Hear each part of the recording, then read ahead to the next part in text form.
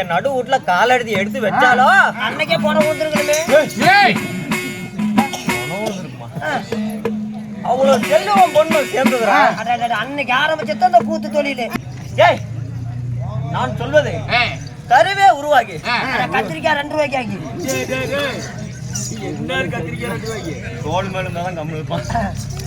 கருவே உருவாகி உருவமே சரீரமாகி சரி நானே பார்த்து போயிட்டேன். சொல்லுங்க. கருவே உருவாகி உருவமே சரீரமாகி அந்த சரீரத்தை பிண்டமாக பிடித்து உங்க அம்மாவுடைய கரு வயிற்றுநில போட்டாதான் எல்லாம் இப்படி வளர்ந்து நிக்கிற. ஆமா, கிழிச்சு விட்டு போட்டுவீங்க. கிழிச்சு விட்டா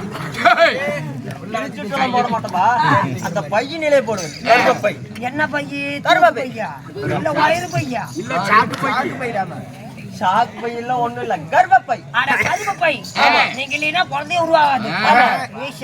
நான் இல்லைன்னா இந்த உலக 56 மக்களும் தேசத்துல இருக்க எல்லா மக்களும் பிறந்திருக்கவே முடியாதுடா. என்னைய படிச்சது யாருங்க? உன்னை படிச்சது நான் தான்டா. எங்க அப்பனை படிச்சது நான் தான்டா. நாட்டு மக்களை படிச்சது எல்லாத்தையுமே யானை முதல் எறும்பக்கை அனைத்து தீப பேதங்களையும் படைத்தவன் இந்த பிரம்மதேவன். எல்லாத்தையுமே. ஆமா. இந்த கரண்ட படிச்சது கரண்டெல்லாம் நான் படிக்க மாட்டேன். மனிதர்கள் மனிதர்கள் ஜீவராசிகளை படிப்பது என்னுடைய தொழில். நீங்க ஆமா. ஏசாமி இங்க பாருங்க, பொட்டிக்காரன் குருவாக்குரு வேலைக்கு போறான்.